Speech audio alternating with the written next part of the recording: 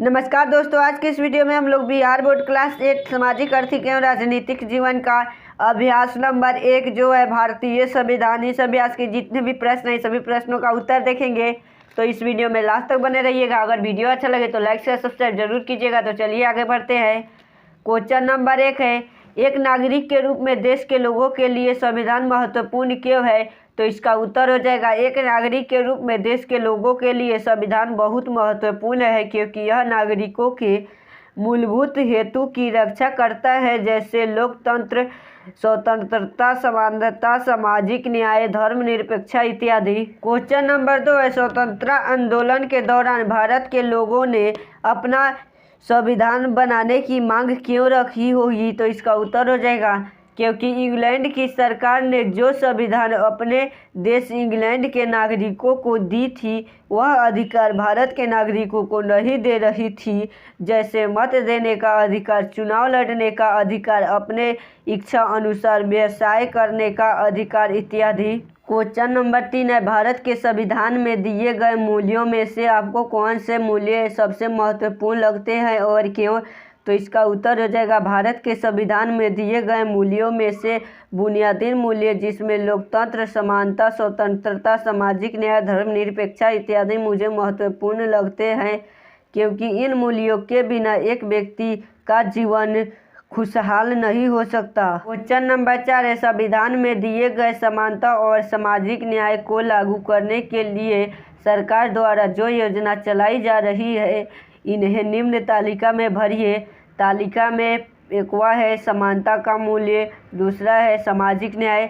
समानता का मूल्य में पहला हो जाएगा गरीब बच्चों के लिए छात्रवृत्ति योजना, दूसरा में हो जाएगा पिछड़े वृद्ध लोगों के लिए पेंशन, तीसरा में हो जाएगा विधवा स्त्रियों के लिए पेंशन। सामाजिक न्याय में हो जाएगा पहला पिछड़े वर्गों के लिए आरक्षण, दूसरा में हो जाएगा महिलाओं के लिए आरक्षण, तीसरा में हो जाएगा पिछड़े वर्गों के लिए आवारक योजना। क्वेश्चन नंबर 5 है, नीचे दिए गए गद्यांश को पढ़कर दिए गए प्रश्नों के उत्तर दीजिए। गद्यांश है, संविधान सभा की बैठक नई दिल्ली के संविधान सभा भवन में 8:30 में शुरू हुई। माननीय डॉक्टर राजेंद्र प्रसाद ने सभा की अध्यक्षता की। इस सभा में माननीय सरदार वल्लभ भाई पटेल ने अपनी विचार प्रस्तुत किए। समिति में 2 विचारधाराएं थी। बड़ी तादाद में विख्यात वकील ने जो बहुत बारीकी से हर वाक्य, हर शब्द, यहाँ तक कि विराम और अल्प विराम की जांच कर रहे थे।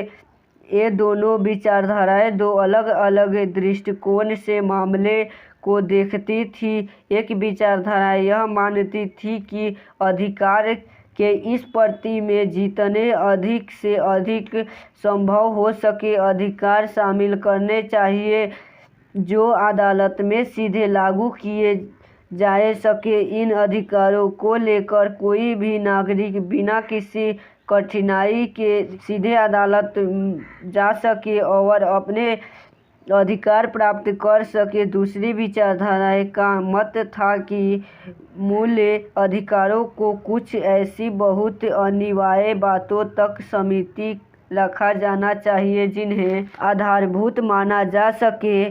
दोनों विचारधाराएं में काफ़ी बहस हुई और अंत में एक विचार का रास्ता निकाला गया जिसे एक अच्छा मध्य मार्ग माना गया। दोनों विचारधाराओं के लोगों ने सिर्फ एक देश के मूल्य अधिकारों का अध्ययन नहीं किया बल्कि दुनिया के लगभग हर देश के मूल्य अधिकारों का अध्ययन किया। वे इस नतीजे पर पहुँचे कि हम इस प्रतिवेदन में जहाँ तक संभव हो इन अधिकारों को शामिल करना चाहिए जिन्हें उचित माना जा सके। इन बातों पर इस सदन के मतभेद में हो सकता है। सदन को हर धारा पर आलोचनात्मक तरीके से विचार करने, वकील सुझाव के संशोधन के सुझाव देने और निरंतर तरीके से अधिकार है। प्रश्न नंबर 1 है, संविधान सभा की मूल्य अधिकारों की समिति में कौन कौन से विचार प्रमुख रूप से उभर रहे थे?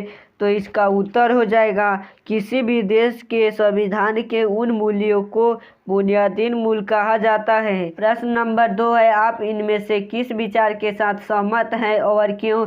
तो इसका उत्तर हो जाएगा मैं प्रथम विचार से सहमत है, क्योंकि यह विचारधारा लोगों को अधिक से अधिक अधिकार देने के पक्षधर है, जिन्हें अदालत की रक्षा भी सीधे सीधे प्राप्त होगी। प्रश्न नंबर 3 है, संविधान सभा में सदस्य किस तरह किसी निर्णय पर पहुंचते थे? गद्यांश के आधार पर अपने शब्दों में लिखिए। तो इसका उत्तर हो जाएगा संविधान सभा के सदस्य काफी बहस कर अंत में किसी मुद्दे पर बीच का रास्ता निकालते थे, जिसे एक अच्छा मध्यम मार्ग माना जा सकता था। तो इस प्रकार अभ्यास एक जो भारतीय संविधान है, इस अभ्यास के जितने भी प्रश्न थे सभी प्रश्नों का उत्तर देखें। तो यह वीडियो आपको कैसा लगा कमेंट बॉक्स में जरूर लिखिएगा। अगर वीडियो अच्छा लगा होगा तो लाइक से सब्सक्राइब जरूर कीजिएगा। फिर मिलते हैं अगले वीडियो के साथ, तब तक के लिए बाय।